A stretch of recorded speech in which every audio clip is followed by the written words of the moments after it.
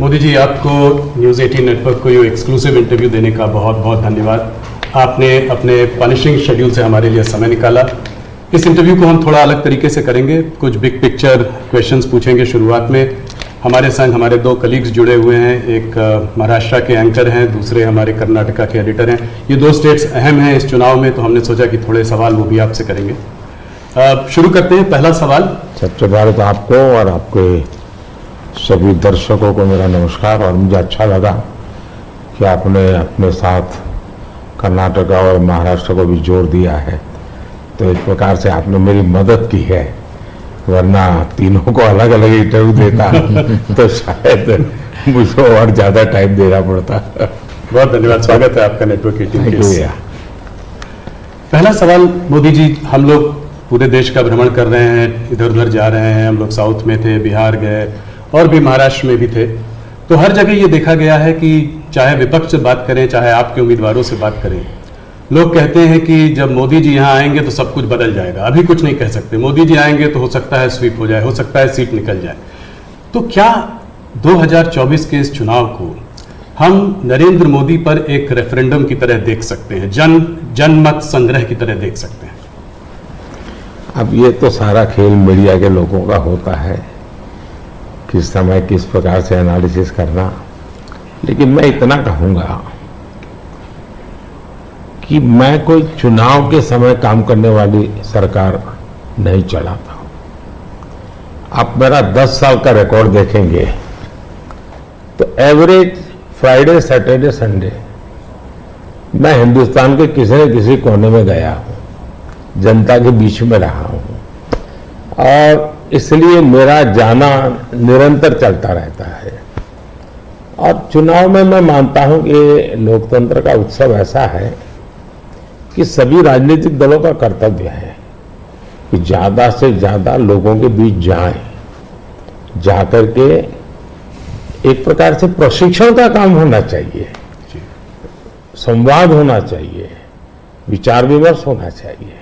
तो मैं एक राजनीतिक क्षेत्र के कार्यकर्ता के नाते चुनाव या न हो, मैं इसे अपना कर्तव्य मानता हूं और इसलिए मैं जाता हूं। जहां तक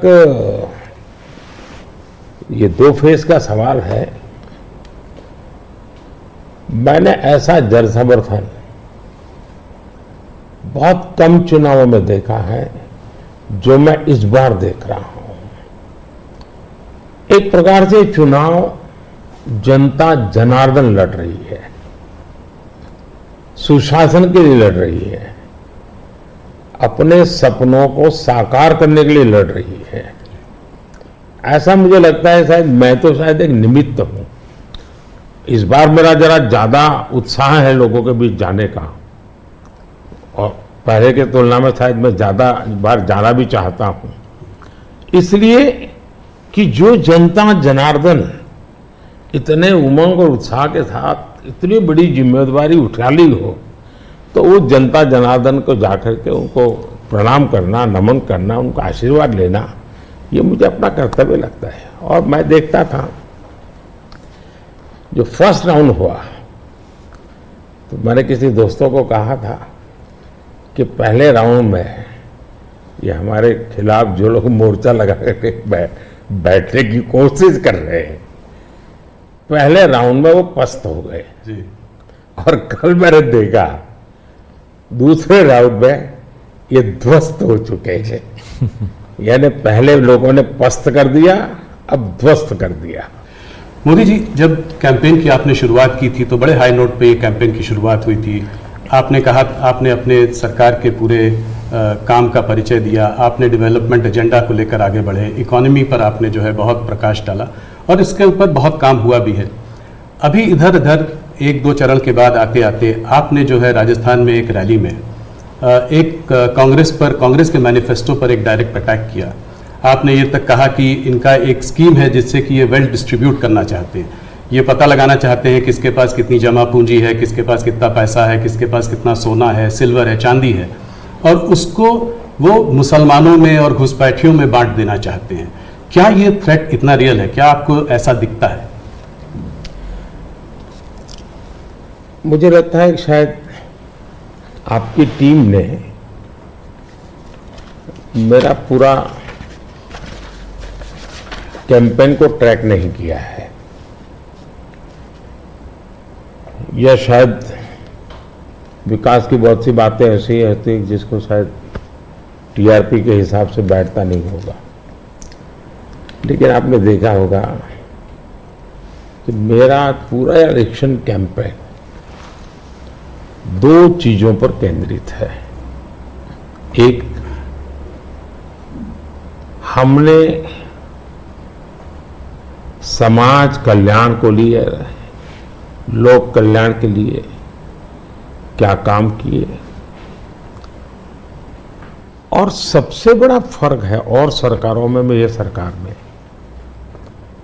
वो ये है कि लास्ट माइल डिलीवरी ये हमारी विशेषता है।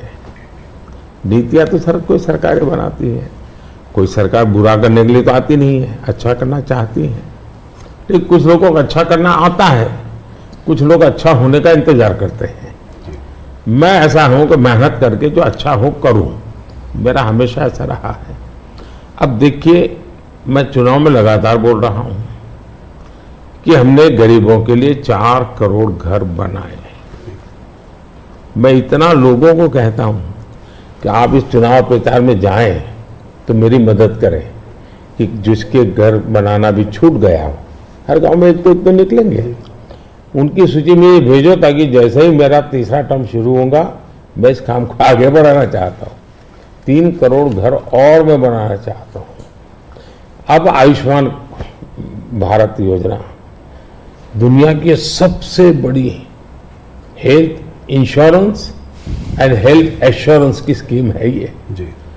55 करोड़ लोगों को इलाज का भरोसा कि भाई अब आपको मोदी है, मोदी की सरकार है, 5 लाख रुपए तक का खर्च होगा, संभाल लेंगे।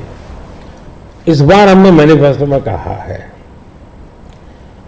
कि किसी भी वर्ग का, किसी भी समाज का, किसी भी बैकग्राउंड का व्यक्ति क्यों न हो, जिस भी परिवार में 70 से ऊपर की आयु के जो भी व्यक्ति होंगे, पुरुष स्त्री सब, उन सबको हम ये 5 लाख रुपए तक मुफ्त इलाज की सुविधा देंगे। इस बार हमने मैनिफेस्टो में ये भी कहा है कि जो आशा वर्कर हैं, आंगनवाड़ी वर्कर हैं, उनको हम इसका बेनिफिट देंगे। ट्रांसजेंडर जितने भी हैं, किसी भी आयु के क्यों न हो, हम उनको ये बेनिफिट देंगे। तो ये बात हम लोगों को बताते हैं। अब आप देखिए जी, हमारे देश में बैंकों का राष्ट्रीयकरण हुआ, ये जो मिलकर जब्त करने के खेल चल रहे हैं ना जी, पहले कर चुके हैं जी।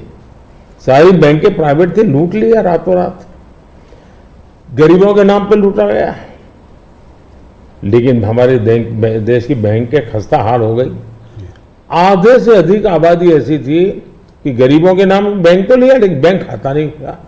ये मोदी ने आकर के 52 करोड़ बैंक के खाते खोले, और उसका सबसे बड़ा मैंने फायदा उठाया। खाते खोल करके आंकड़ा नहीं किया मैंने, जनधन, आधार और मोबाइल, इस ट्रिनिटी को लेकर के direct benefit transfer 36 lakh crore रुपए, आंकड़ा बहुत बड़ा होता है जी। 36 लाख करोड़ रुपए डायरेक्ट बेनिफिट ट्रांसफर लोगों के खाते में गए। अगर मैंने बैंक खाते न खोले होते तो इनका बड़ा फाइनेंशियल इंक्लूजन, इस दुनिया में, पूरी दुनिया में एक साल में जितने अकाउंट खुलते होंगे ना,